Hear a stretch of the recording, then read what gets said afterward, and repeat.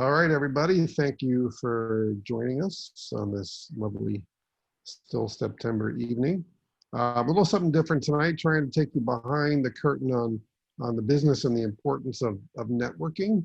So I've brought in a high school buddy of mine. We go way, way back. He looks like he's just out of high school. Unfortunately, I look like I'm 30 years out of high school, which I am. But Taya McDaniel was the senior recruiter for LinkedIn as their part of their global talent acquisition team, and has done many, many, many other things that he'll get into when it comes to talent acquisition, strategic leadership, human resources, and all those things. But I know a number of you have put yourselves on LinkedIn, and if you're like me, you're kind of like, okay, great, I'm on LinkedIn, now what? Is the world just going to come to me, or is there something that I should be doing to bring myself to the world? But now more than ever, because of COVID and the pandemic, our grads are finding it difficult to try to figure out how to find work and put themselves out there. So I thought Taya was the perfect guy to have on to discuss this a little bit and maybe open our eyes as to how we can use some of these websites to build our brands and our networks. So Taya, great to see you. As always, my friend, I'm gonna let you take it and run. No worries, and thank you for the introduction, Gus, and don't worry, I haven't matured either. So, so I'll share my screen here. Let me bring this up.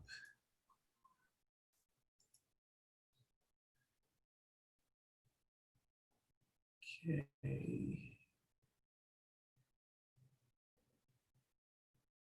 All right.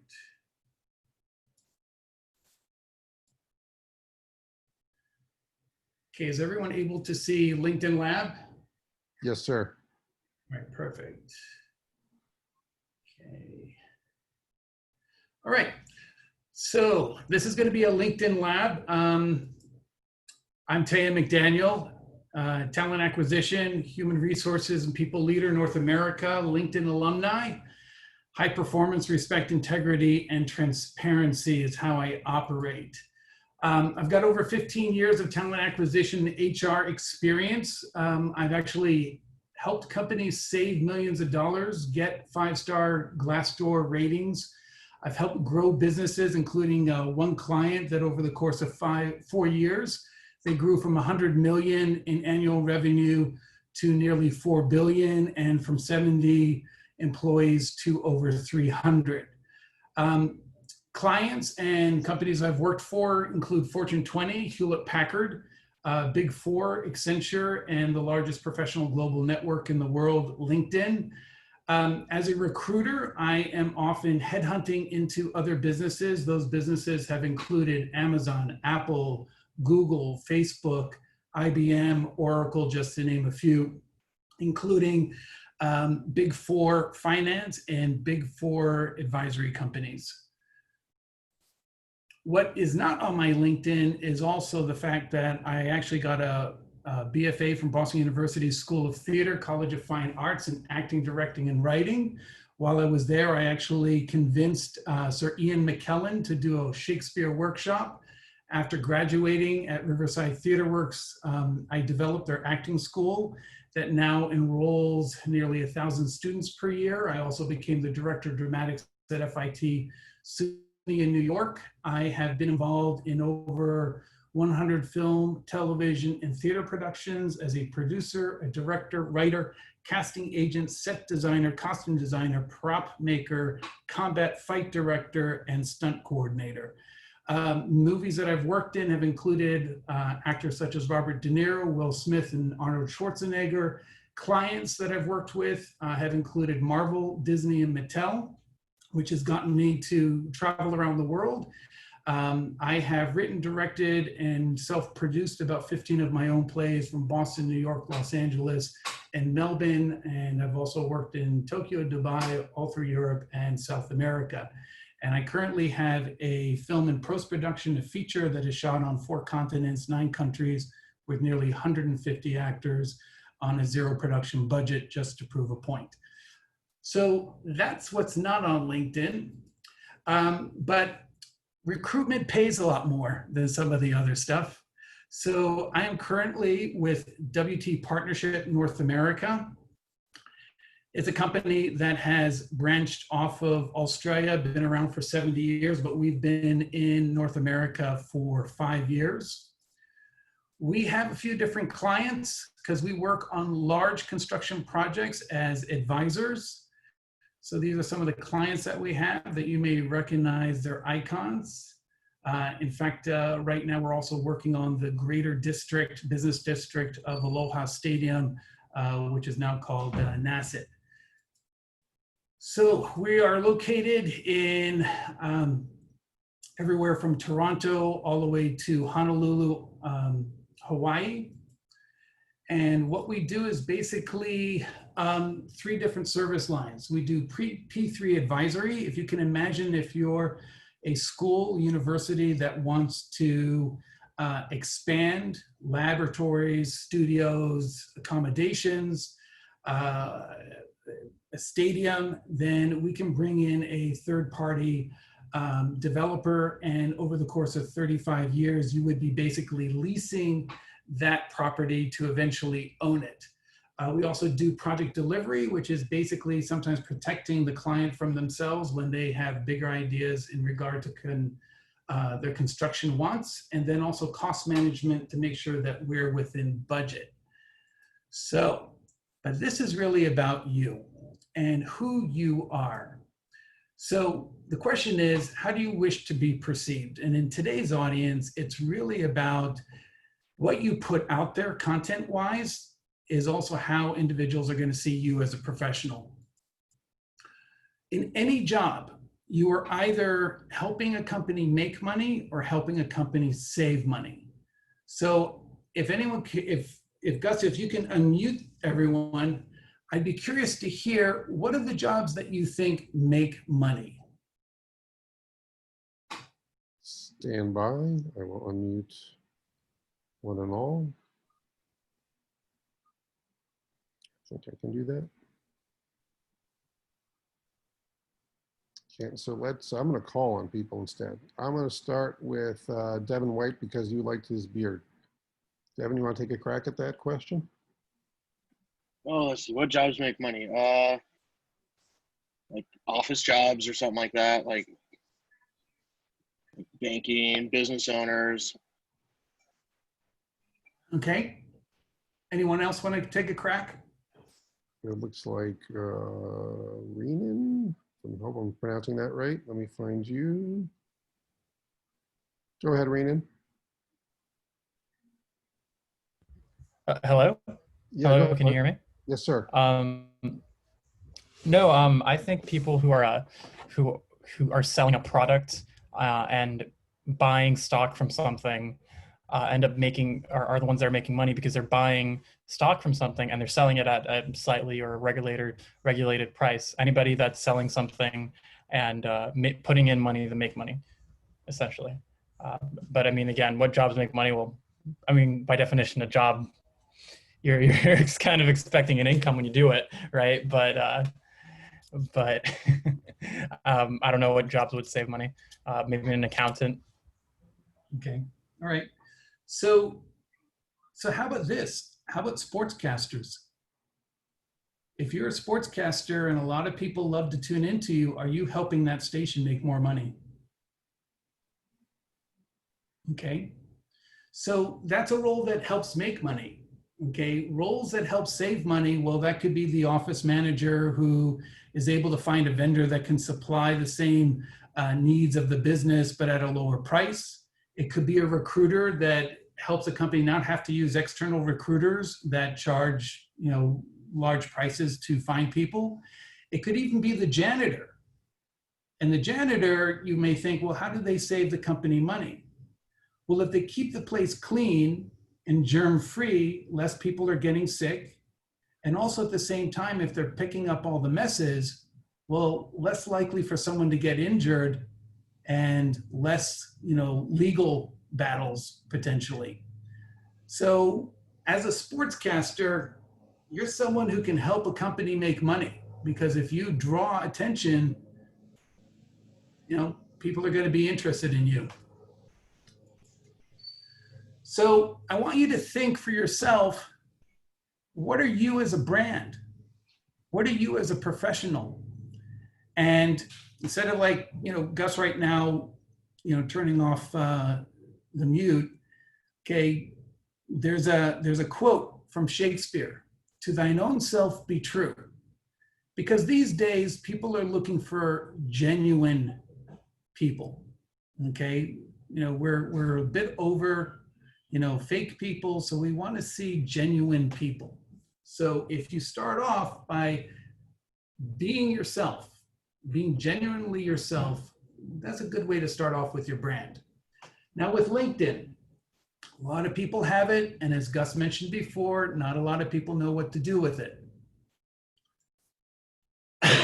So what does LinkedIn offer? Okay, well, LinkedIn offer basically gives you the control as to what is your online presence? What is your online brand?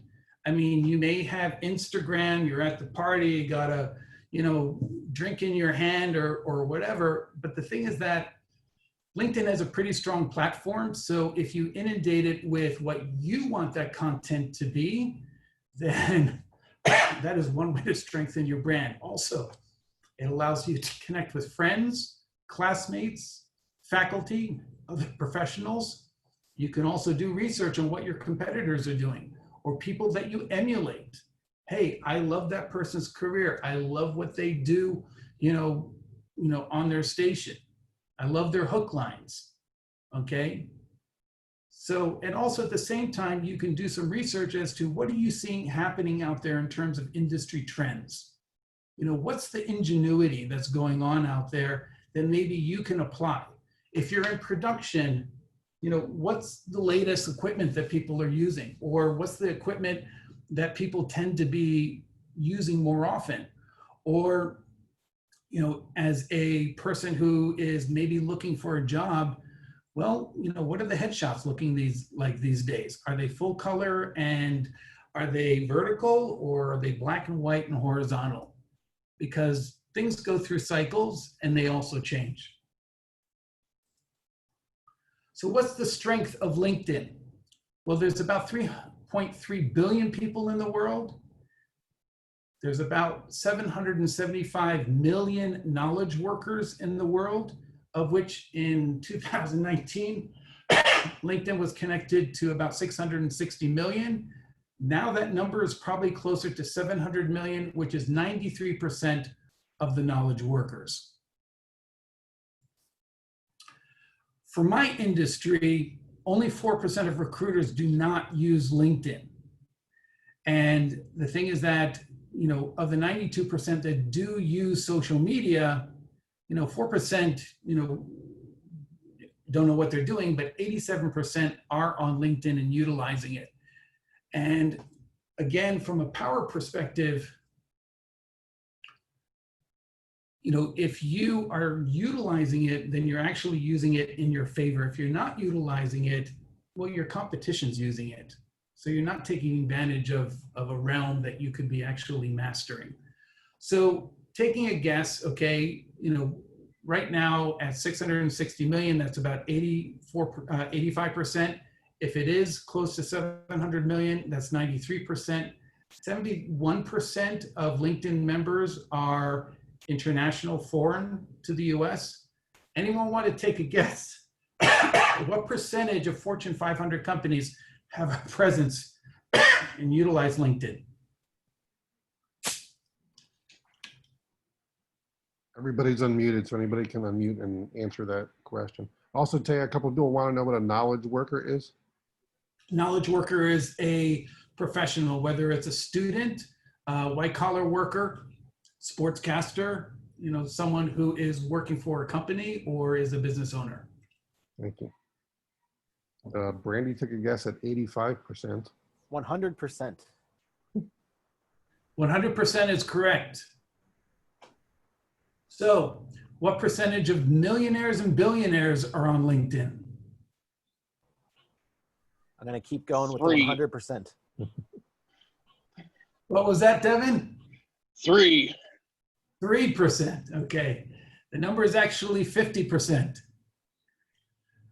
My last question, what percentage of students are on LinkedIn? I think Vincent was right the first time around, 100. I'm going to go with like 15%. 15% is pretty close, 18. Okay. From a business to business generation with social media, okay, Instagram is very popular, TikTok is popular, but they're more on a social level in regard to friends. From a business standpoint, Twitter is 3%, Facebook accounts for 13%, and LinkedIn is 18%. And again, if you think of yourself as a brand, as a business, this is where LinkedIn can really be helpful for you. So getting started, before we even go tapping into LinkedIn, some of the things I want you to think about is that in regard to your resume, when you're putting your information together, I mean, you have your contact details, you know, I actually recommend a professional summary, your career history, your skills, your education, and references.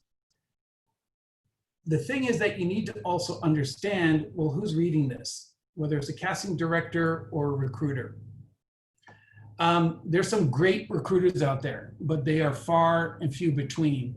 The greater majority, I would say, are more like a penny waiting for change. They're lazy, they move very quickly, they have very little imagination, and you have to make sure that your resume, okay, is one that not only communicates to a great recruiter, but also communicates to someone who is, you know, definitely low on the par.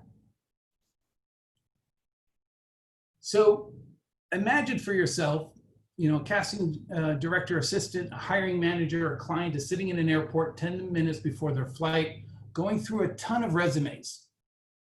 How is yours going to hit them like a baseball bat, you know, right between the eyes, let them know within 10 to 15 seconds that you are relevant and really good at what you do?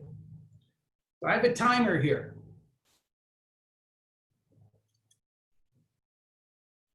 And go. Have a read. See what information you pick up.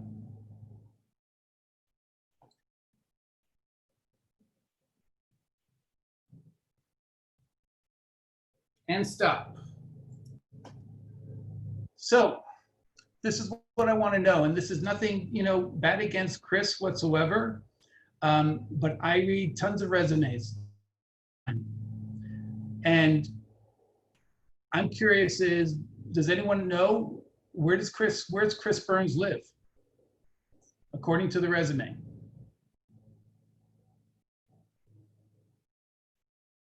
No one? Is Chris open to relocation at all?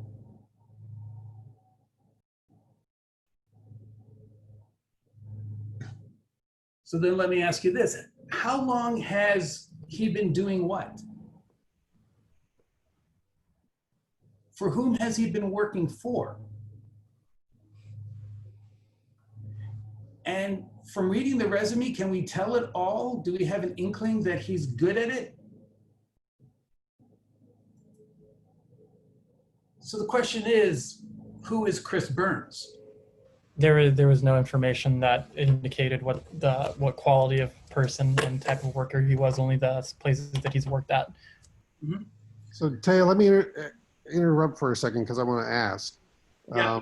We spend a lot of time with our students, and I did with Chris, kind of using the cover letter as a way to say who they are, what their skills are, how they impress me or others here in the program. So the reality is this: I read cover letters, but majority of recruiters don't.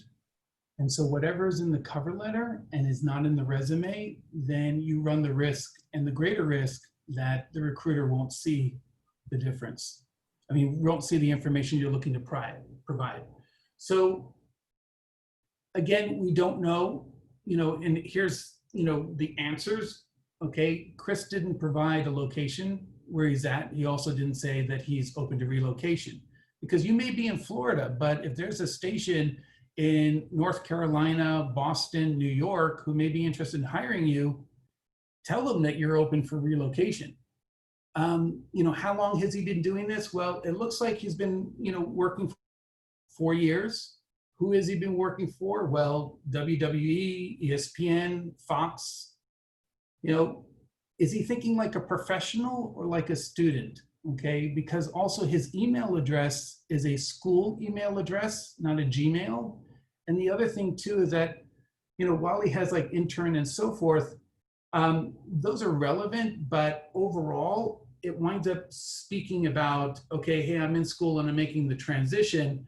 But from a competitive level, if you already have been doing semi-professional work, that's going to put you slightly ahead as opposed to looking like someone who's, strictly a student. So what would your recommendation then be for our students who are creating these resumes as they're getting ready to graduate, to put more emphasis on whatever professional experience they may have had as opposed to what they learned? Well, here's the thing. And just before I go to the next slide, I'll give you an example. Okay. The other thing too is that on the left-hand side, the resume is also making my eyes go to the left. It's making my eyes go to the right. And what it's saying on the right is more about being a broadcaster, being a sportscaster. But on the left, it's more about the skill sets that say, shooting, editing, storytelling, video, master Adobe Cloud, writing broadcast promotions. Can you shoot back one slide so we can see his resume again? I think that's an interesting point, but I think would help if people got to see it. Sorry, 2 slides, 3 slides. Right here. So if I'm looking at, let's say 50 resumes, okay? First of all, in here, I don't see any sort of location. I see your education, but then, okay, I go down. So if I'm reading it this way, I go into this school, this skill set, and this is conflicting with that at the moment, because this is production versus front of camera or, being the talent.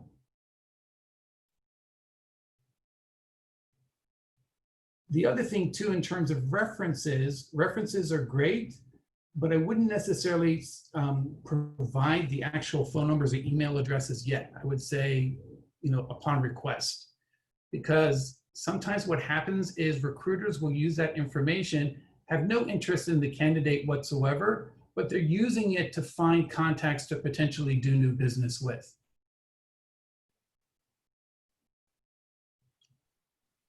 So let's go back. So what I actually recommend is, instead of just calling it skills, call it additional skills. Because then that says that this is secondary compared to what I really want to do.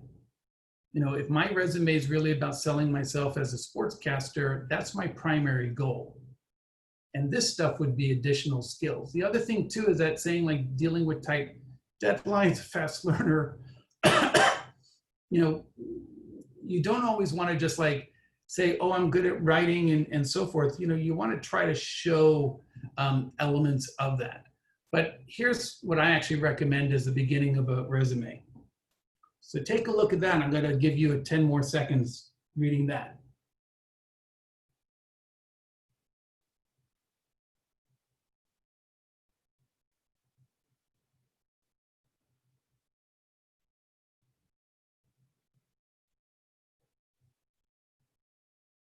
Okay.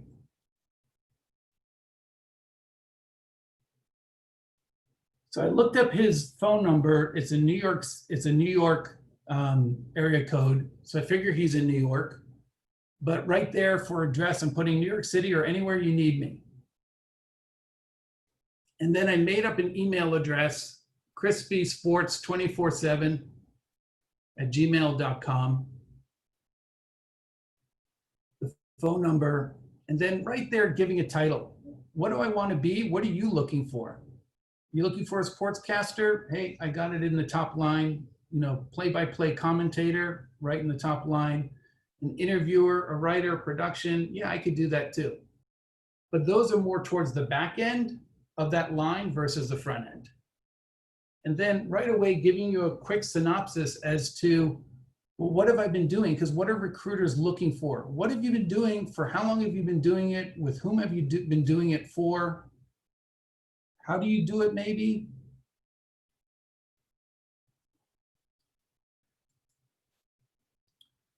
So again, contact details, summary, career history, skills, education, and references. Because also as you develop as a professional over the course of time, it's going to be great where you went to school, but it's not going to be necessarily the number one reason why they're going to hire you. It's going to be based on what you've been doing as a professional. Then creating a LinkedIn profile. So again, understanding, anyone familiar with Sun Tzu, Art of War? So Devin? Okay. Devin, you might like this, okay?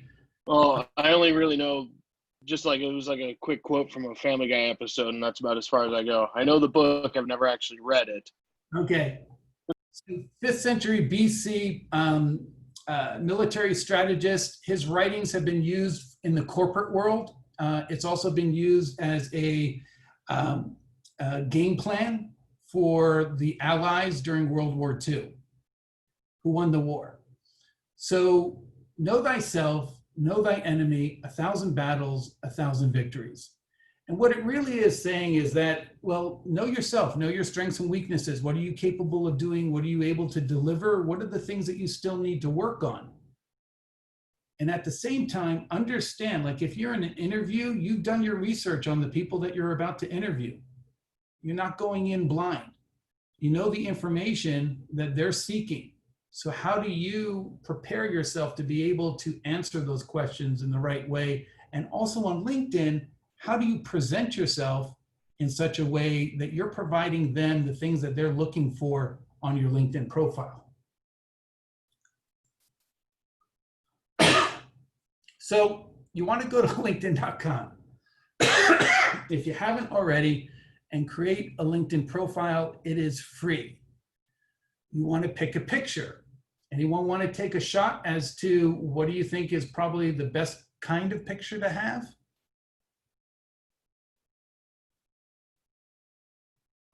Headshot. Okay, a headshot. Any one of these pictures that you want to recommend as a picture, professional picture? I would take the wonderful lady on the right, and the one on the bottom right's not bad. I think there's something with the tilt that just kind of throws me off, but the one on the far right looks really good, and a cute baby. Lovely baby. So the thing is that as much as we want to show that we're living an exotic life or whatever, jumping on top of fire is not going to necessarily sell you as a professional. Yes, the 2 headshots are definitely the stronger ones. The thing is that the female is more engaging. She looks like someone who's easier to work with. She looks more like a team player. The guy looks a little constipated to me. Okay. So sometimes, I see pictures and that's, not so much for me because I'm looking for the person's personality when I'm interviewing them. But some people, you never know what's going to turn them off before they've even tried to have a conversation with someone. Now, the other thing is that there's a background picture. And here are some folks over at my company before I talked to them. They've since made some adjustments. But the pictures aren't bad. They're engaging. They've got a little bit of a smile or a full smile, but also they don't really, majority of them have a background picture. And this really sets the mood. And it really also provides a message there as well. What are you doing? What's your professional background? Why not take advantage of putting something up in the background? So, let's say, for example, you're one of these people with the microphone or at the desk, or if you're in production, how many times have you seen a director behind a camera? Okay. That kind of a picture is really a fallacy on set because it's the camera guy, the cinematographer that's looking through the camera. The director is usually looking through a monitor. But so that you put them together as, hey, I'm the director, they take a picture with the camera. So these are some, ideas in regard to having a background picture along with your profile picture. I thought this one was nice because it also had a nice message to it. That's actually on the Full Sail LinkedIn. And here's mine. So I have a background picture. This is what our business has for all of us. I have my picture and I have my headline here. And then I have an about section. Also, if you're looking for a job, there's a section right here that you click, and not any company that, like if you're with a company, they can't see it. But you can let recruiters know, and you can also let anyone who's viewing your your profile through LinkedIn Recruiter, which is really the tool that us recruiters use, that you're open for opportunities. And if I have a project with, let's say, over 70 candidates, and I have only so many messages I can send out per month, I'm definitely going to reach out first to the people who are open to an opportunity, because that's low-hanging fruit to me. Here's some other options over here. Here's someone who evidently does speaking engagements for entrepreneurs and startups. Here's another influencer as well. So he's got some communications as well in his background picture. So again, the headline is really important because it's not your job. It's about who you are as a professional. So here are some examples of other people out there.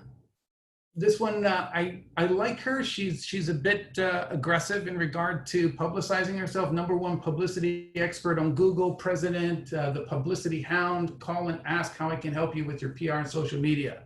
She's calling for business. Come on, call me. This guy, the wordsmith, honestly, too wordy.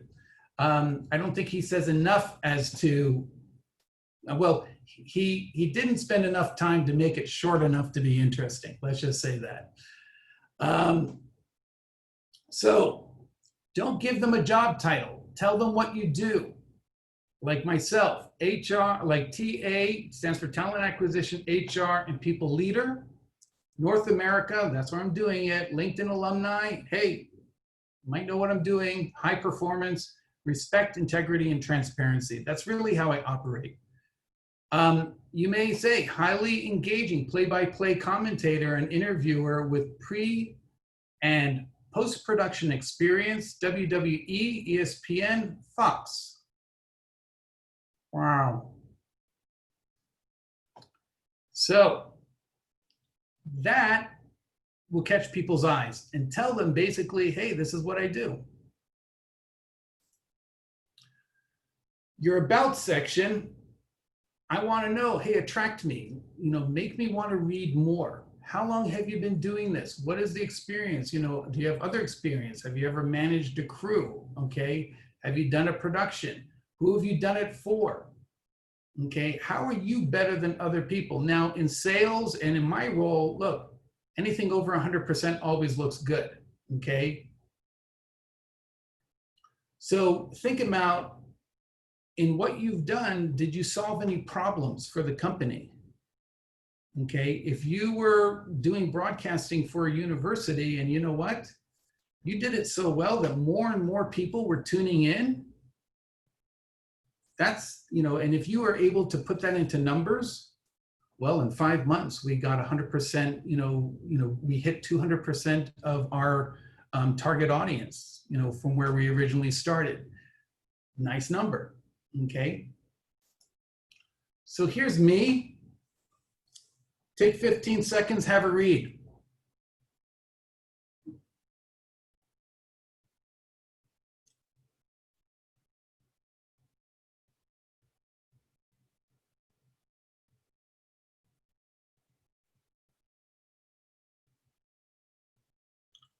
Okay, so those 10, 15 seconds, were you able to get more information than when you were first reading Chris Burns's?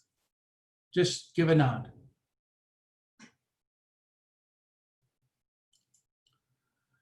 So going into education, putting education very prominently on a resume is very European.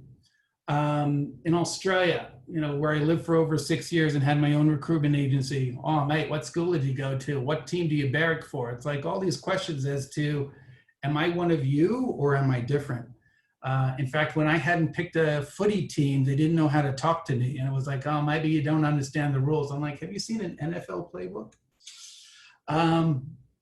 So it's good to have gone to a predominant school. Hey, Dan Patrick, everyone that I've mentioned this to, at my company, they're like, oh, Dan Patrick. They know who I'm talking about, okay? So that's definitely helpful to have that on your resume.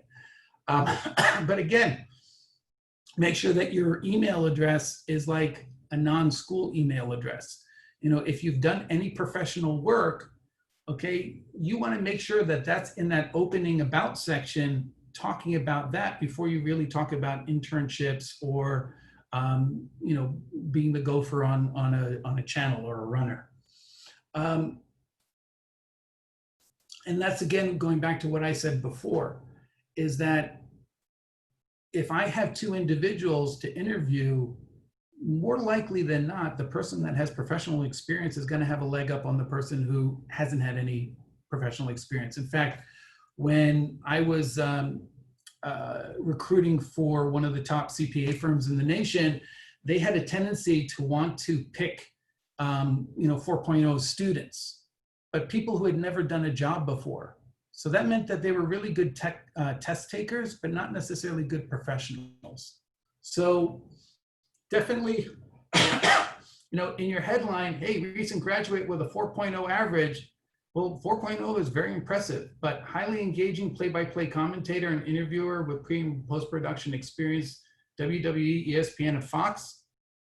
Okay, and we're talking about Chris Burns. That's going to sell more. Listing your experience, okay? Chris is on the side, and I don't think it's bad. I think it's actually, very clean, easy to read. The thing is that sometimes what happens with people is that they start either writing long paragraphs, which is a reader killer, or having a ton of bullet points. I recommend really no more than 4 and at the maximum 5, because then the readers go into autopilot. And I always tell people, whether it's a resume or you're going into an interview, think of it this way. I'm the interviewer. I have a plate of cookies. Are you going to offer me a nice cold glass of milk? Or are you going to toss the cow at me? So also, when you write more bullet points, particularly in regard to achievements, it starts to delineate the power of the first ones that you put down. And then also I've seen people do, oh, this was my responsibility, and then this was an achievement, but then here's another responsibility, and this achievement was actually better than the first one. Dividing it up can make it a lot easier to read. So here's an example, but again, this is about myself as a professional, but I break it down. Instead of having like 6 bullet points, hey, responsibilities, I put it all together. Okay, my achievements, I start off with the bigger one. Okay, here it's kind of switched, but they're 2 different kind of things. Okay, so going back to education, it's important to make sure on LinkedIn that you put down your education. And I like the fact that Tyler actually put part of the inaugural Dan Patrick School of Sportscasting graduating class. I thought that was pretty cool. When we see things as a recruiter, you kind of go, oh, that's kind of cool. Oh, I should ask them about that in the interview. That's good. You're already starting to make a bridge and you haven't even opened up your mouth yet. Skill sets. So on LinkedIn, a little bit different, but again, on a resume, additional skill sets, particularly if they're like, for example, with Chris, that you've got his front of camera talent side, and then you also has production side, then it would be additional skill sets. But on here, I think you can list up to about 50. And here's where you can touch base with all your classmates and classmates that you had in the past and other individuals as well. Hey, click that I know what I'm talking about, that I've done these things, okay?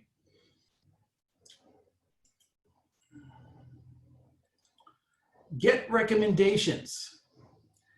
Now I have to say recommendations are interesting, okay? Because, you know, I've seen the people who have received a lot and then they haven't really given any. I've seen those that give a lot, but then they haven't received any. You want to get recommendations. Anyone that you've ever worked with as a peer or that you've had as a manager, or anyone that you feel like you're not going to overburden them with asking, because also at the same time, you want them to spend some time on it and write a decent one. Recommendations is good. Average, I would say people have about 3 to 6 recommendations. And then you have people that have more. But here's the other thing to know, and these are some of my recommendations. Only 2 show up on your page unless you hit show more. So out of my first 2, I had to be a little bit strategic about this because I have 3 others pending. But once I do that, then they're going to go down on the list because as you accept them, it goes in chronological order. And Jeffrey Gray, at the time when I was at Hewlett Packard, was the global director for recruitment at Hewlett Packard. Then he became global director of recruitment at Amazon. And now he's, talent acquisition director at ServiceNow. I kind of want him to be at the top, but I have global directors, I've got managers, I've got peers, I've got candidates, because I honestly treat everyone with respect, integrity, and transparency. That's how I operate. I'm not your typical recruiter. I actually like people. So here's Dee Siller. I didn't get a job for her, but I gave her information that helped her get a job, and she wrote a recommendation. So it's important to get recommendations. And again, just food for thought, treat people with respect, integrity, and transparency. It'll get you a lot further than being a jerk. The other thing too is that you've done all this work and you need to make sure that people can see it. So when you go into your settings, edit your profile.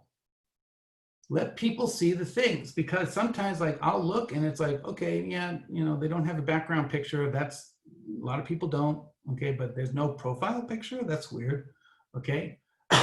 For some recruiters, again, it could turn them off. And again, it's like not working for you not to show it. So definitely make sure that, you're making it publicly visible. Your picture, your headline, the posts and activities, the summary on yourself, which is your about section.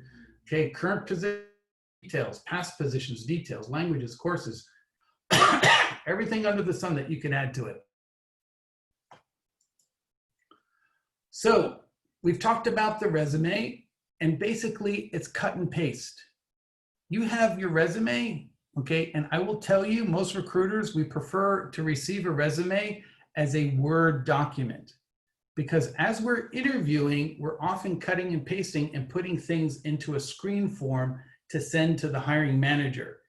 If it's a PDF, it doesn't necessarily translate, in a non-messy way or at all sometimes when you're pulling from a PDF.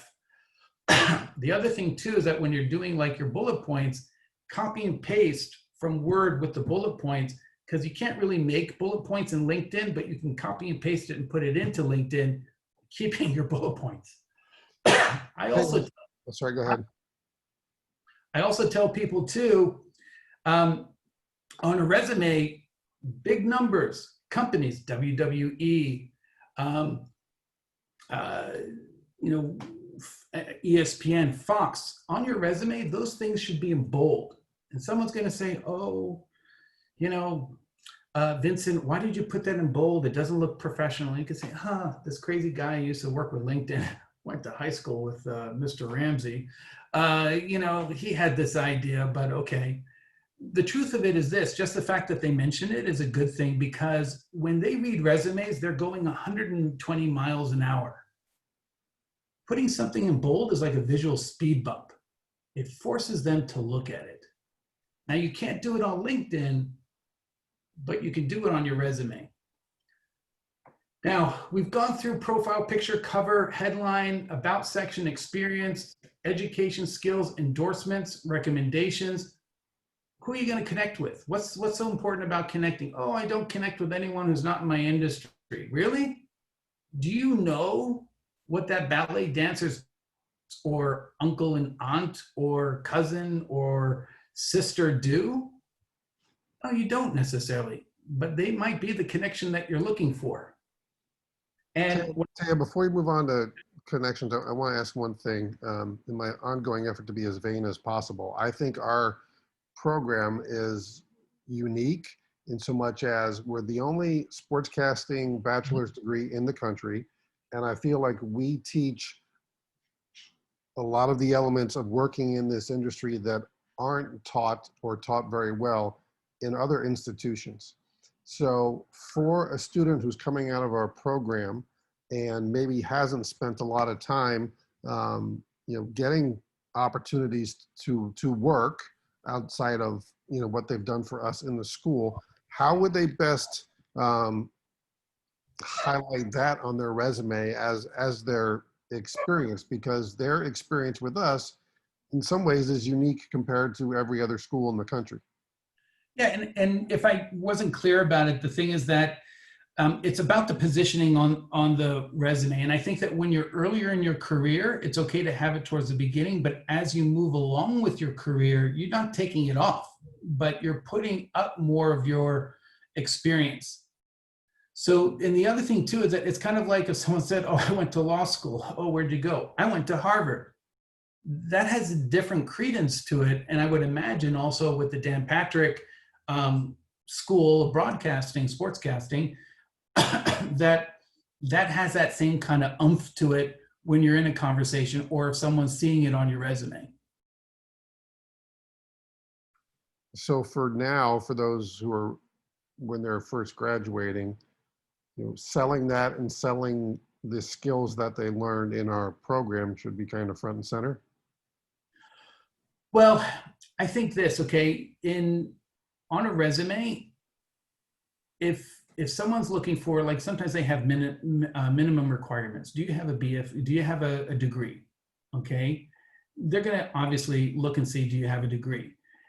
If also, they're looking at a resume from a timeliness section, it's like, depending on where it is on the resume,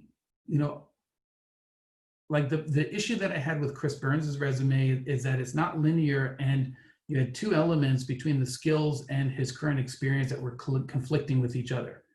The education where it was fine. I think that in terms of when one grows as a professional, the education will always be on your resume, but it can also be mentioned in the opening paragraph. Where did I go to school? Because you have a window of 10 to 15 seconds when someone first looks at a resume, grabbing their attention and making them want to read more. And I think having Dan Patrick, and that's something that I would edit on this presentation, would be to have that mentioned in that opening paragraph, because I do think that that's an attention grabber, and that's what you want. If I was going for, a role as a lawyer somewhere, well, you know what? My opening paragraph would mention Harvard, even though on my resume, it's further down on my resume if I've been, professional for a while. So going back to connecting, within your circle of connections, that's your first connections. And each of those individuals are connected to someone. Those become your second connections. And each of those individuals have connections. Those become your third connections. After that, someone is out of your network.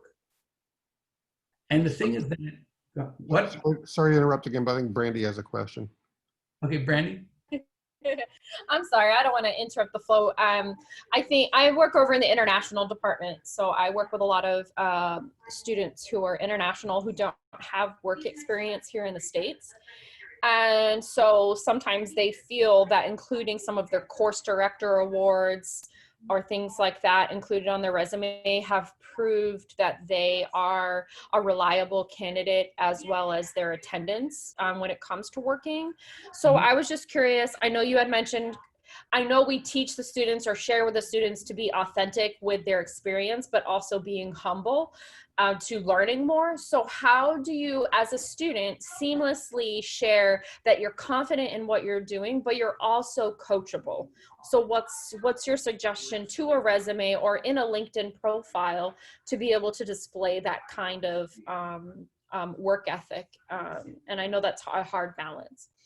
I think it's hard on a resume because, you know, I've heard recruiters that say, oh, if I don't see it on page 1, I'm not reading anymore. I've literally handed a resume with specifically something that someone was looking for, and they didn't bother to call that person up for a week because they couldn't bother to look at page 3 and see that the person worked for 5 years at that company.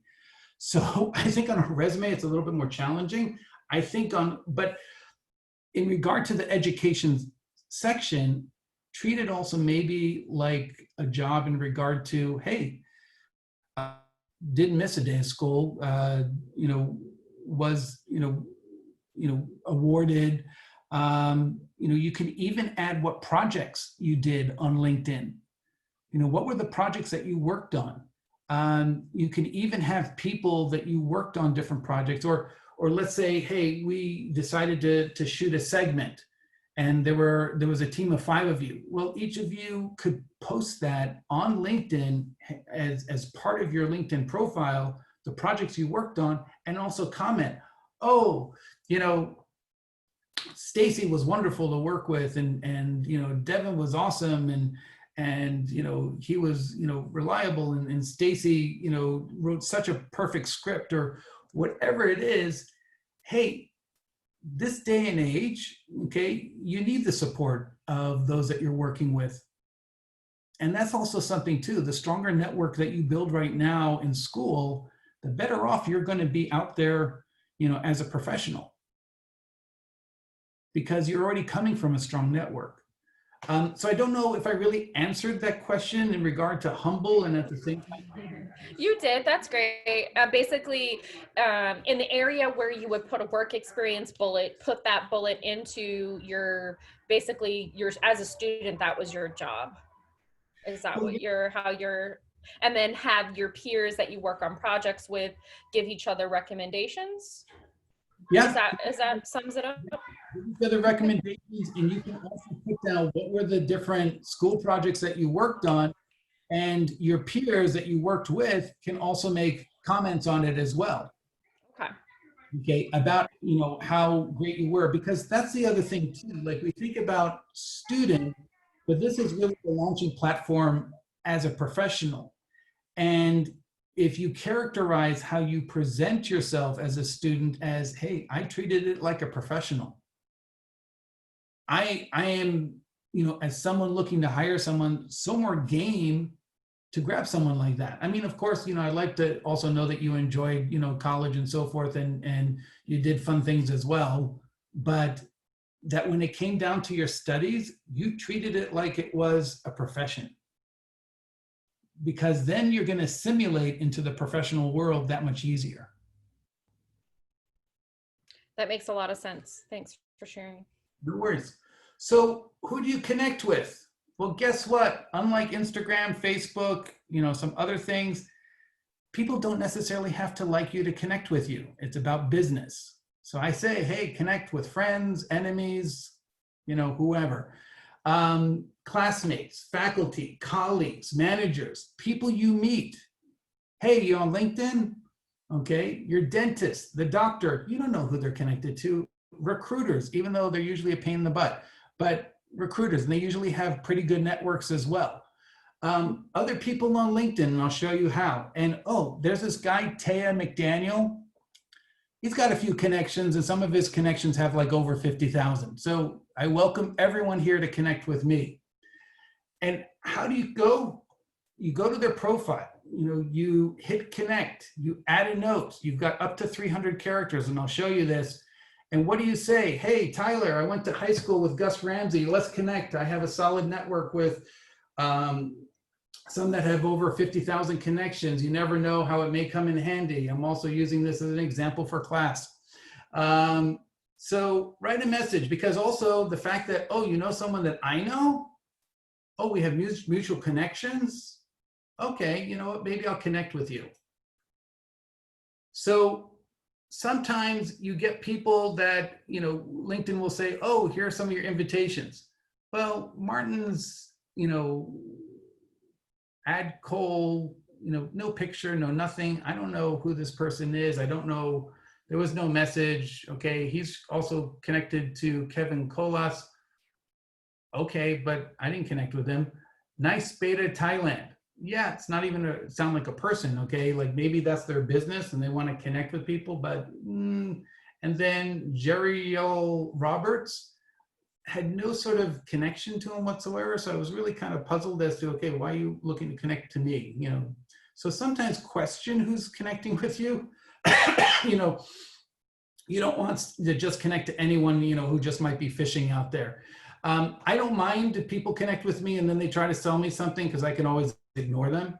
But there's other, you know, people too that, you know, people that you may know writing on LinkedIn. Well, hey, Gordon Tobin, you know, maybe I'll reach out to him. So I go to his page. Okay, here's Gordon. All right. I hit connect. Your invitation to Gordon Tobin is on its way. You can add a note to personalize your invitation. Sure, I'll add a note. Here's my note. Hello, Gordon. I see that we both worked at LinkedIn and share 40 connections. In fact, Kavita Flores and I both did our training together. I'm always looking for dynamic agents of change and would love to connect with you, Taya. Hit done. That's how you do it. Because if you just send a connection, you know, they may not be like, well, who are you? Okay. But also, if you want to build up your network, I recommend, hey, try to connect to 10 people a day. You'll probably have on average about a 40% return on those who actually connect. But if you do that over the course of the month, you will have reached out to 300 folks. And that's one way to start building out your network. The other way is joining groups. And you'll see that like in your, you know, social media, you know, they'll have like, you know, people, jobs, posts, companies, groups, connect to groups. Hey, other people that went to your school. Okay, hey, I just recently graduated, you know, love to connect with you. I wouldn't always open up with, I'm looking for a job. Let's just first connect, okay? Because it's like anything in life. If you're coming from a place of need, that's a little bit scary, okay? But if you're coming from a place as to, hey, I'd love to connect, you know, maybe share ideas, you know, so forth, that's much more appeasing. If out of that conversation, you can say, yeah, I was thinking about the next step in my career, okay, maybe they got something. So you can also connect to influencers like Richard Branson, you know, whoever you want to connect out there. That'll also put in different feeds. By also hitting like on certain things or making a comment, that will also bring that up to your feed. So now you're also getting some more traction on, you know, the people who are maybe following you. You can say like, okay, who's been viewing your profile? Hey, I made some posts. Who's checking out the posts? Okay, how many times did I appear in a search? Well, if I click that, it'll show me those people. Sometimes it'll be like, oh, someone who worked at such and such and they're hiding themselves. Okay, so they're hiding themselves, but you'll find a lot of people. And then you say, hey, I saw that you checked out my profile, so I had a look at yours. Wow, what experience. I'm really impressed. Okay, it never hurts to say something nice to someone. You know, I'd love to connect, you know, or I you know, would love to pick your brain at some point in regard to, you know, certain things. You know, see where that goes. But in the meantime, you're building up a network. So as I mentioned, okay, friends, enemies, classmates, faculty, colleagues, yada, yada, yada. Oh yeah, that guy, Taya McDaniel, feel free to connect with me. Hey, send out like 10 invites a day. You know, it doesn't take long at all, honestly, okay? A maximum of about 300 a month. Because if you start going way over, and you're not getting as many acceptances, then LinkedIn will slow you down for a month. And if you keep on doing it, then they'll slow you down even more. Okay, but now also, how do you promote yourself? How do you advertise yourself as a professional?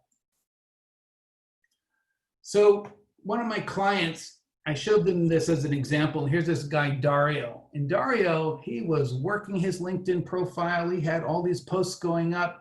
And I said, hey, this guy's working it. You guys aren't. You're like, yeah. I said, but here's the thing. Look who wrote those posts. And you can't really see it on the image here, but Dario maybe wrote 2 of them. The other ones were ones that he shared from other people. So if each of you are writing posts, you can share each other's posts.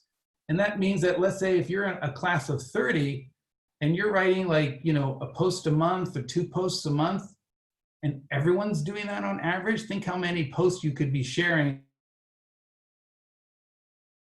out there. And that draws attention to you. That brings traffic to you. So then after talking to this company and showing them the way, well, they lit up like on fire. I mean, everything from, you know, videos and interviews and, you know, podcasts and events. And, you know, they've got a guy who used to play quarterback for UCLA, different events, you know, hey, we've got someone who's now been with the company 12 months. Oh, this person's been here their first year, anniversary, you know, or accomplishments. That's what they're posting. And they're getting a lot of traffic. Now, I recommend posting from like Monday afternoon, Eastern Standard Time, because that's still morning on the West Coast, or if you're waking up on the West Coast and start posting, post in the morning. Videos, they're the sexiest material out there, but not long videos. About 90 to 20-second videos are best. And the other thing too is to do it with captions, because most people watching videos don't have the sound on. I wonder where they're watching the videos. So if you don't have captions, it's movement, but it's like a, you know, talking movie without the dialogue. If you're doing pictures, I recommend 3 to 4 pictures. Your first picture will be your main picture. I'll show you an example of that. Also, eye-catching titles, caps. You can use emojis. People love seeing emojis. Hashtags. We love seeing hashtags, but do not make the hashtags part of the content. Put it at the end, okay? With the algorithms that LinkedIn uses, it doesn't really flow when you put the hashtags within the content. But other people, you know, like kindness matters, employee engagement. Hey, I even put down a LinkedIn, you know, hashtag LinkedIn, because I know that's what some people are actually looking for. The algorithms will say, oh, this person tends to look at kindness matters stuff. Well, let's push more content in that direction towards them. If anyone has watched The Social Dilemma, the documentary on Netflix, you know what I'm talking about in regard to people, you know, systems figuring out, you know, the algorithms as to how we operate, as to what we're clicking and looking at. I highly recommend watching that. Say something interesting, something useful. Shorter, not too short, but shorter is better than writing something long, because people's attention spans, they're not going to, you know, sit there and read a couple of pages on LinkedIn. So get straight to the point, okay? Make it interesting. You know, talk about maybe an event that you were doing. Hey, if we were doing this live and I was, you know, standing up in front of you, I would be saying, take pictures. You know what? Let's take pictures afterwards. Start posting that on LinkedIn, okay? Saying, hey, I just had this, you know, presentation on LinkedIn. It was whatever, you know, and, you know, it just puts you more out there, okay? And people, when they're looking to hire you, they want to see that you're engaged in that way. That puts you ahead of other people that are not as engaged. So events, you know, who was there? What was the cause? Was it fun? So here's an example of like video with the content. So here's a video, here's the content, here's a little bit of writing on it. And then, you know, some hashtags at the end of it. If you're really trying to put a strategy together, getting your brand out there, you know, building up a high interest to your audience, you know, have like human interest stories. What are we typically interested in looking at? And with LinkedIn, it's about being a professional. So avoid the politics, avoid, you know, religion. maybe share something. Hey, breaking industry news. I just found out, about such and such. Okay. Or a call to action, what is something that's relevant that, you think people should be aware of. And when you're doing your monthly content, hey, particularly as you're trying to build up your brand, status posting, 4 times a month, with an image, 3 times a month, with a video, 4 times a month. I mean, if you're posting to Instagram, you may have followers and telling you, oh, that looked really cool, or that was, funny, that was cute, or whatever. If you do it on LinkedIn, it actually may be growing you as a professional and working for you. I always tell my kids about the story about the 3 little pigs, because at the end of the day, the pigs who played all day and waited until the last second to build their homes, they didn't do as well as the one who actually treated it like a professional. So there's also a new thing, it's polls, like taking a poll in regard to what people think. People tend to like that right now, but I think that it may become too inundated where everyone's putting up polls. So that's also something to think about. If everyone is doing something, you may want to try something else or different so that you're not the one who's doing everything like everyone else, because that's not going to really separate you from the pack. Or, writing like a short special report, but again, keeping it short. Don't make it a long dissertation, because quote unquote articles right now are not as fashionable as like short blurbs. This was a couple of years ago. I was actually going around to different universities and particularly working with veterans on how to transition from military life to becoming professionals out there in the corporate world, and for them to understand that it's kind of like going into foreign territory, that you need to start to understand the culture and the language, and transition that for the natives to understand what you're talking about. So this was a post that I did. It had at that point like nearly 10,000 views. And again, this was like 3 pictures. So the first picture was the main picture, and the other 2 pictures are more like supportive pictures. So it's really about working smarter. You have a tool, have it work for you, understanding yourself as a professional, understanding what does the industry want? What are they looking for? Maybe you need to be a little unorthodox in your style, okay? Maybe that makes you unique. When I went to Boston University, it was all about, oh, you want to look kind of generic and that you could play every single role out there. Well, the truth is this, as a casting person, I can tell you back in the day of resumes, I had a stack like this of, short-haired brunette guys, okay? What I found interesting were the people that looked a little bit different. And again, respect, transparency, integrity, make that, how you operate as a professional, just really presenting a white glove treatment for all. And I'll leave you with this quote: more has been accomplished in history by optimists than pessimists. So, any questions? Yes, Brandy.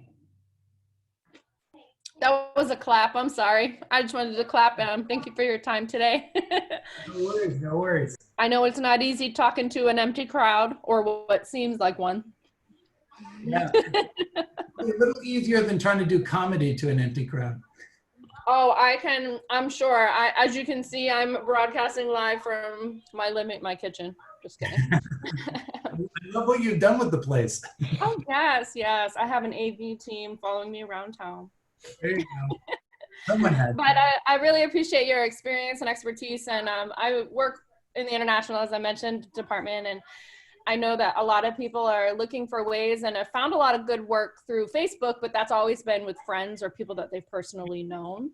So I think your advice is very helpful. And I invited a few people. I saw Alec jump in, but I'm looking forward to the recording, because I really think that it would be very helpful to some of our students, or all of the students who take the advice. So thank you for your time. No worries. Thank you. Thank you, Brandy. AJ, fire away, bud. Awesome. Firstly, thank you very much. A lot of that was really helpful. This seminar could not have come at a better time. I actually just left a job about a month ago, a day after I had surgery, actually. And I am starting basically today to start my search for my next job. I'm only about a year in the program, and I'm wondering, like, I want to start and try to get in somewhere that can put my foot into the door. But like you said, most places do have these minimum requirements, so on and so forth. So how would you say to use a lot of this to step in towards starting towards what I want to do, if that makes sense? I know that was a weird way to ask it, but. Well, I think first of all, getting your resume together and understanding how people read it. And that's really the disparaging thing that I'm trying to get across, is that unfortunately there's not a lot of good recruiters out there. But the more that you can make it easy for them to read and get the information that they're looking for, the better. The other thing too is that once you have your resume together, and then once you transition that information over to LinkedIn, here's the thing. In the old days when we looked for a job, okay, are you looking in the newspaper? Hardly anyone looks in the newspaper anymore. Do you go onto job boards and look for jobs on a job board? Well, that's only about 20% of the jobs that are actually out there. If your LinkedIn profile is up to snuff and it has the stuff that people are looking for, well, that's really like the recruiters out there who have LinkedIn Recruiter. They'll be looking for someone that has your background. And particularly if you say open to opportunity, then you're the low-hanging fruit that they're looking for. I mean, I would welcome anyone here. And I don't know how many are in the class, Gus? All in the whole program? No, in the class. Right now, we've got about 16 people with us, but we've got 400 people in my program who will hopefully watch this at some point.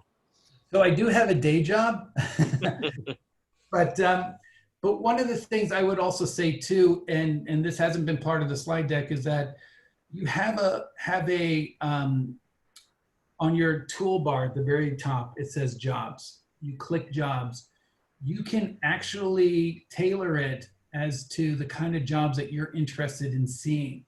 And when I do post a job, and I don't always do, but when I do post a job, then I'm going to use LinkedIn before I use any other job posting. I like LinkedIn #1, and then I would say Glassdoor and Indeed next. But if you're going through LinkedIn, that's good.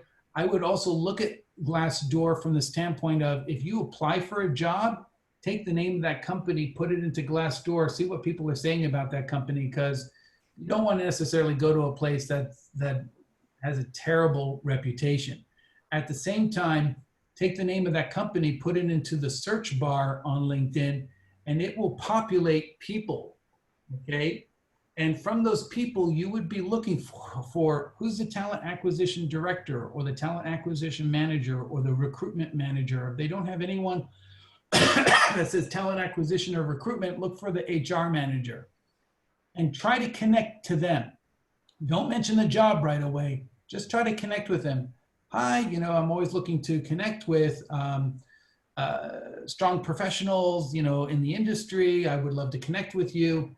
See if they connect. If you send out 20 invites, maybe, 1 or 2 will connect. And then you say to them, hey, Sally, thank you so much for connecting. I really appreciate it. By the way, there's this job at your company, yada, yada, ID, code number, whatever, because maybe they're also doing the same role on the East Coast as the West Coast. I'd love to be considered, and I think I'd be a great fit because of my background with, keep it short. Are you the person handling this, or could you direct me towards a person who is? I've attached my resume for your perusal, okay? If you take a more active approach like that, as opposed to look up a job, apply, done, you're going to be way ahead of the game. Thank you. I appreciate that. No worries.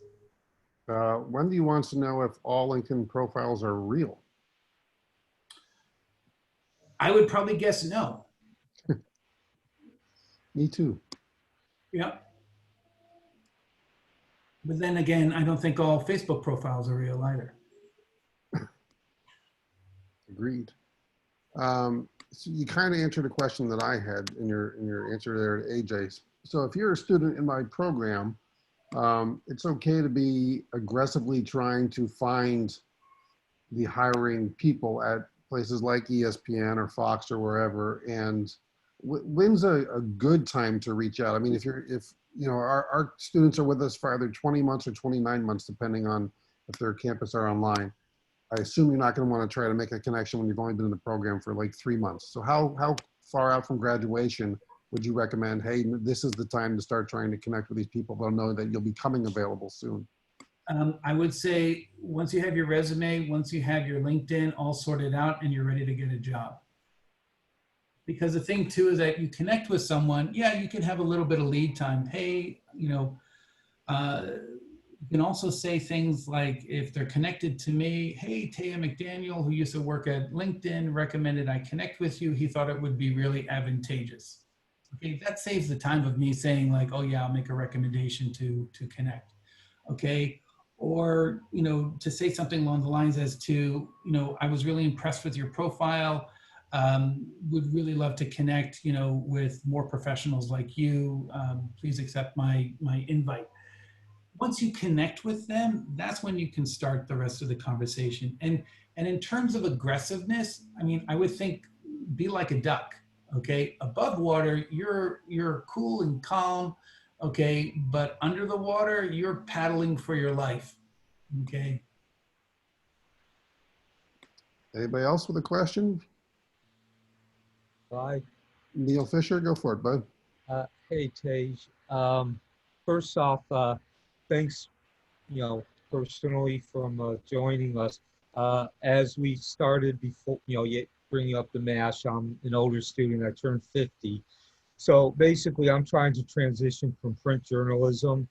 I've worked here in the Orlando area for 30 years, covering pretty much everything, but mostly high school athletics. I work for a local newspaper, and I want to get into, you know, the sportscasting, primarily play-by-play. So my question is, it's somewhat unique. I'm sure some of the other online students are in the same position, but I have 30 years experience, maybe not necessarily broadcasting, but as a professional.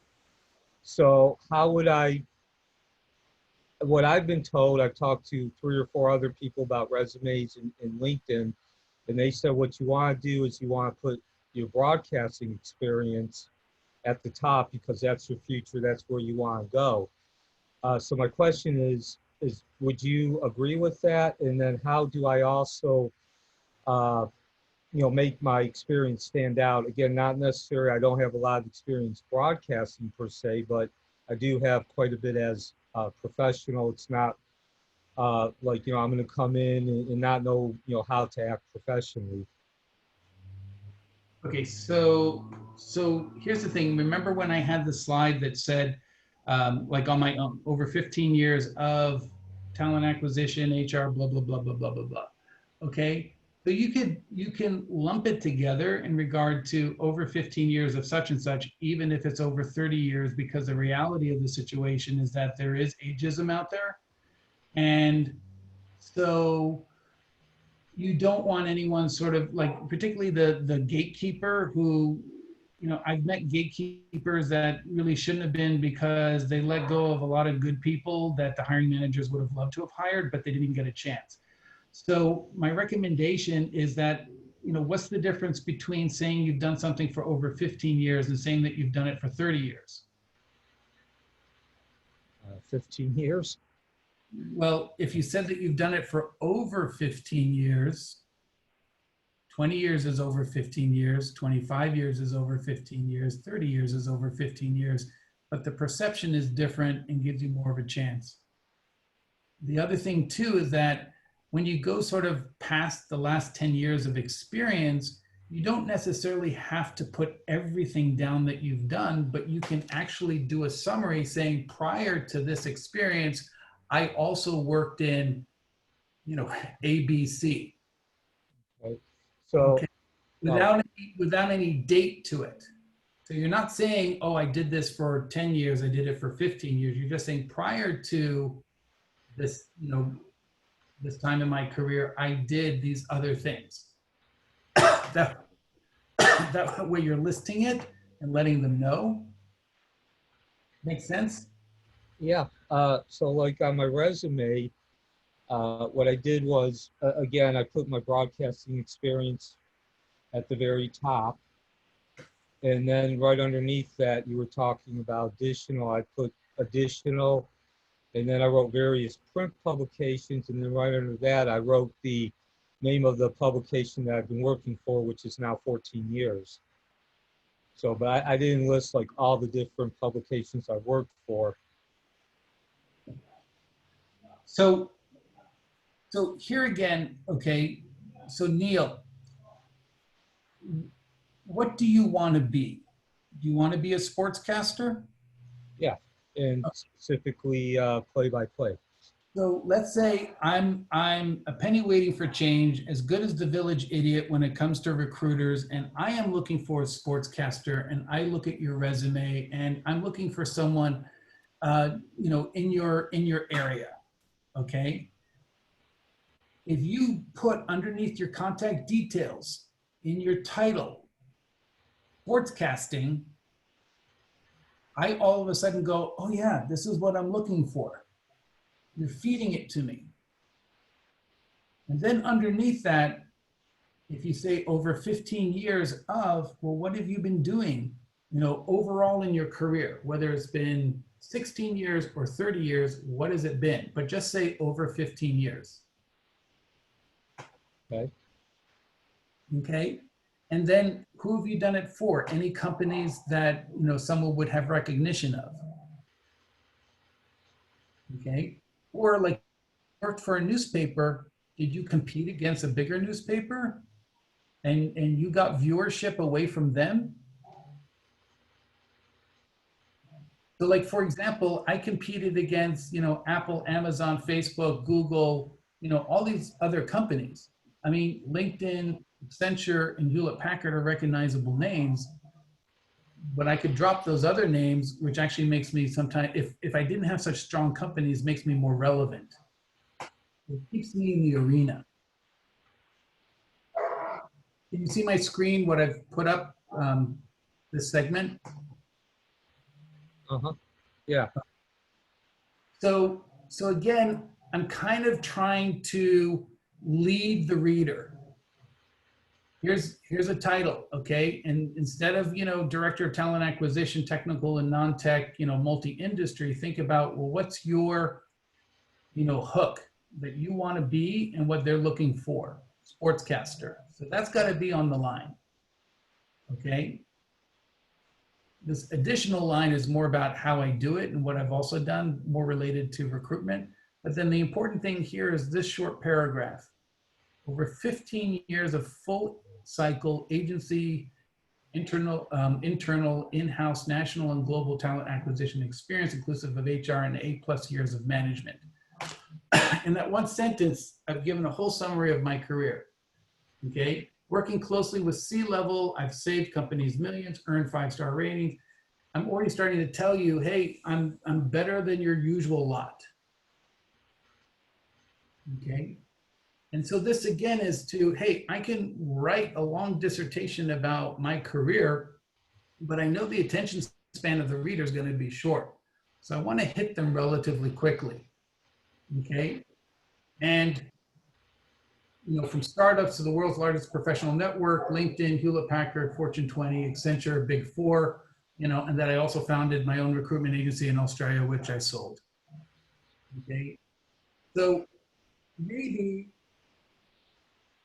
maybe offline, if Gus is game for it, to have a look at your resume and see, like, from my perspective, what I would do with your resume, and then have Gus take a look and see if it makes sense for other individuals in the same, scenario. Okay. Thank you, Neil. I want to try to get to some other people here before we run out of time. Speaking of Neil's, Michael Neil, I think you had a question. I think you pretty much answered it already, because I'm one that set up a LinkedIn profile probably about 4 or 5 years ago, And because in my mind, there's a difference between a job and a career. The job that I currently have wasn't one that I was thinking of really following through with keeping up with my LinkedIn.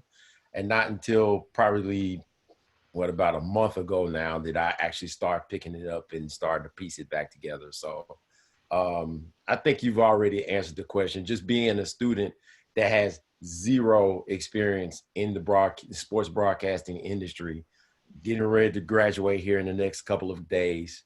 I have already started, implementing some of the things that you've already talked about. So just keeping it brief, I just keep it more of a comment than asking a question, because I think you pretty much answered it. Just having to go back through it. I'm even looking at my phone as I speak, some of the mistakes that I made, and then some of the things I've already begun to fix in my profile. So that's pretty much it. But so Taya, someone in Michael's situation, then I'm gonna ask a yes/no question, so I apologize, Mike Tuck. Is the most important thing for him to be doing right now is just trying to grow the network? Well, making sure that the content, first of all, on your LinkedIn is strong and really promotes you as to how you want to be seen out there as a professional, and then growing your network. Because as you're growing the network, this is what they're looking at. So if your LinkedIn profile isn't really updated and looks, like it's been lacking attention and love, then they're going to look at it and be like, okay. As opposed to, hey, I put some time into actually getting it to look really good. And that's something too, as to, hey, everyone on this call, work on your LinkedIn profile. Once you get it up to a certain point, shoot me a connection invite and say, hey, I was, part of the LinkedIn presentation for the Dan Patrick School of Broadcasting. I finished my LinkedIn profile. Could you have a look? And that way I can send you a message right back saying like, yeah, it looks good. And here's some things that you should maybe work on a little bit more on. And that's really at the point, like, make me the first connection that you reach out to, because that way I can give you some pointers as to getting it ready for as you connect to more people and more relevant people to your profession, that they see, something that's going to impress them. I know what I did was, and I didn't try to go out and try to find people to get a job. The first people that I actually reached out to were students, and even some of the ones in this program, like Mr. Gus. And actually, about 10 minutes ago, right after you said, to reach out to me, I actually shot you a message already. So, nice.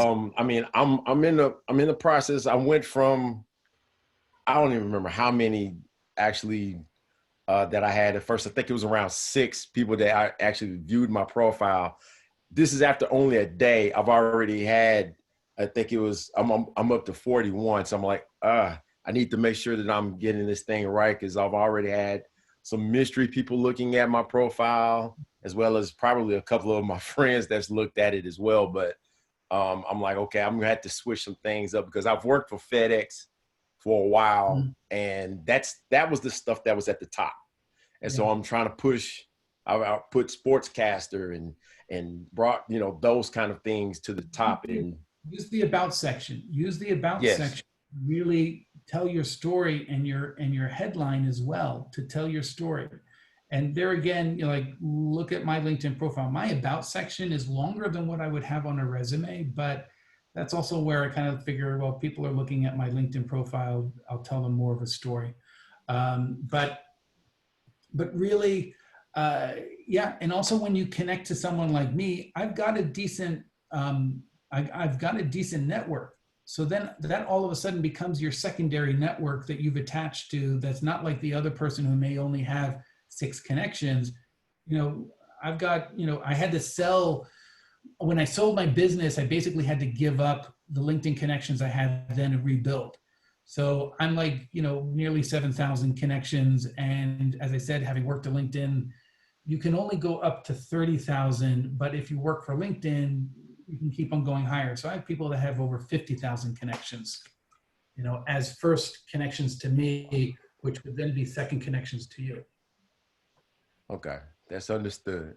I appreciate all the insight. So No I worries. took my notes. Appreciate it.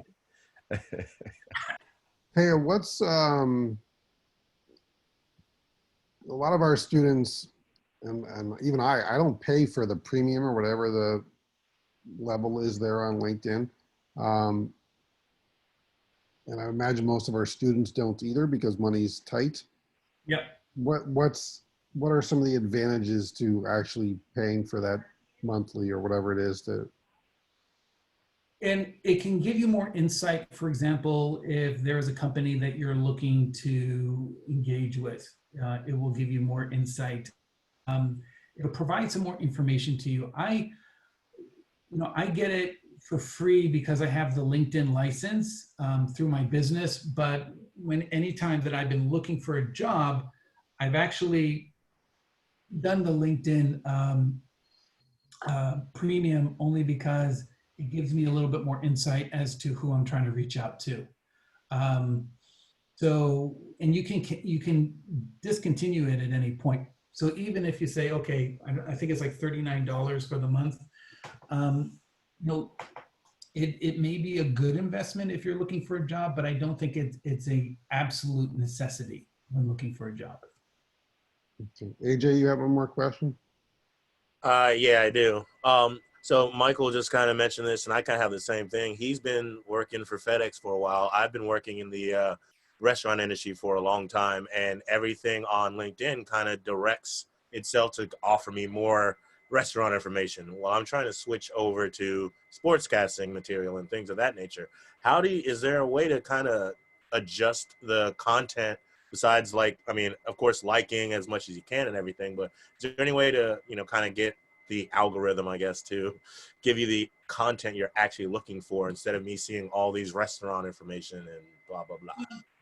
So here's the thing, okay? So you had your responsibilities, and we don't need to know everything inclusive of like, oh, well, you were the guy that opened up the place, closed the place, and would sweep the floor when things got messy. But what would be really good is that as someone who's worked in the restaurant industry, was it as like a waiter or bartender? I've done it all. A restaurant manager was the last position I've held, so. Think about your people skills, okay? Were you ever recognized for being a top performer? Well, even if you worked for a company that couldn't bother to, buy a Post-it to stick on a piece of wood and say, AJ, you were great this month, okay? Give yourself a pat on the back and say, hey, I was a top performer, because you know what? If you were making good tips, you were a good performer, because if you weren't, you probably wouldn't be sticking around that restaurant very long. Right. I'm sorry. So like that, I get. Like, I mean, I've gained so many skills that a lot of people can't even fathom from working in the industry. I was talking more about how, so when I'm on LinkedIn, the people it wants me to connect with are restaurant professionals. The information and content from different pages that I'm getting are from restaurants and things of that nature. How can I be on LinkedIn and be receiving content from sportscasters or, recommendations from broadcast networks and things of that nature? So what you do is you find them on LinkedIn and you hit follow. Mm-hmm. Okay. So whether it is like I mentioned, Richard Branson, you could find Richard Branson. If I wanted to look up Terry Bradshaw, to look up, I don't know. I mean, just anyone out there that you could think of, there's a good chance that they probably have a business page of themselves that they put up content on. And if you follow it, that will start feeding into your home content. So when you open up LinkedIn, it doesn't take you right away to your profile. Your profile, as you're looking at it, is on the left-hand side, and you've got this content in the middle. Well, you start connecting and following with other professionals in that industry, that will be the content you'll start seeing more of. Okay. All right. Thank you. Okay. No more questions from me. That's all right. All right, last call. Anybody else? Yeah, I have one more question. Sorry about that. So kind of like what we've been talking about, I've been in the construction business for quite some time now. Should I be including that information on my LinkedIn? I've made it a point not to include that, to try and not take eyes away from what I'm trying to go for. But should I be including this type of information on my LinkedIn? I think it depends on how much experience that you have to put out there. If you have very little content, I think, like, hey, let's say, for example, you've got 2 years of experience as a writer and broadcaster, at a school or whatever, but you've got 5 years of construction experience. Well, you can start off your paragraph by saying over 7 years of experience inclusive of broadcasting. So you're implying, hey, I've been a professional already for 7 years, which has included broadcasting. That makes sense. Okay. Would there be any value in just scrapping their current LinkedIn profiles and just building a new one that's sportscasting specific? Well, the thing is that I wouldn't say scrapping. It's just basically, taking a Model T and turning it into, a Lamborghini. You're just switching out the parts. So switch out your picture, switch out your cover picture, put in a headline that talks about you as a professional, put in your about section, over 7 years of professional experience inclusive of casting, or over 15 years of experience of broadcasting and interviewing and whatever else. And then laying down your experience. And then also, if you're looking to get hired and you're ready at that point too, because that's coming around the corner, make sure that you're also putting, that section right underneath your header that says, let recruiters know that you're available, because they're out there. I look at it this way. I could put up a job posting, and let's say I'm looking for tuna and I'm fishing for the tuna. Well, if I put up a job ad, that's like throwing out a big net. Guess what? I'm going to catch a lot of other things besides the tuna I'm looking for. And even of the tuna, is it the size I'm looking for? But with LinkedIn Recruiter, that's a little bit more like, almost like a sniper. I've been given the target that I'm looking for, and I can look into LinkedIn in regard to all its members and find exactly what I'm looking for and engage that person. And if that person is open to an opportunity, I'm going to reach out to them first, particularly if I have a long list of people that I can reach out to, because I know that the chances are they're going to respond, which also works better for my algorithms in terms of the usage of my LinkedIn mails. And that's also, let me just say this, when you're also connecting to someone, if you just send them a message right out, you only have so many a month that you can use. But if you send them a connection invite and add a note, that's free. So there's some value maybe then in being a little vague, because right now jobs are hard to find in sports world because the sports world is slowed down and we're not attending games and things like that. But a lot of the skills the students learn with us, public speaking, editing, writing, project leading, communication, working well in groups, all those kind of things, those translate to a lot of other jobs. Yes. So there's some value in not being super specific with your skills then, right? Well, that's like on the example that I showed for Chris, because let me just see if I can pull it up.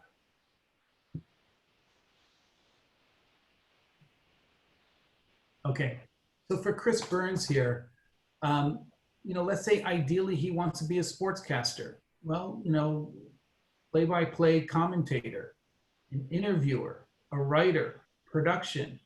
Let's say we only have production. Well, if you know that ahead of time on your resume, they production to the front.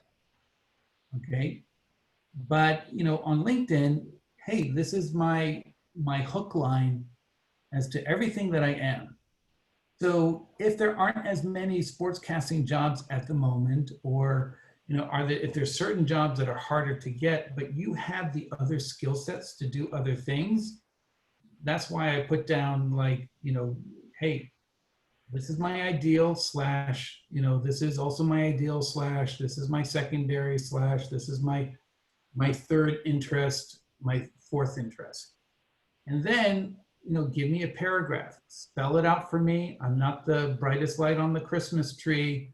I've been looking at 75 resumes already the last 2 days. I'm a bit burnt out, but I'm still trying to drive in fourth gear as I'm reading this resume, your resume and information. Over 4 years of successful sportscasting, broadcasting, play-by-play commentary, interview with production. Oh, he's done production. We have a need for production. Okay. And who else? He worked for WWE, ESP, Fox, Sports. Okay. That resonates. That gives me an indication as to, hey, this is someone that I can hire.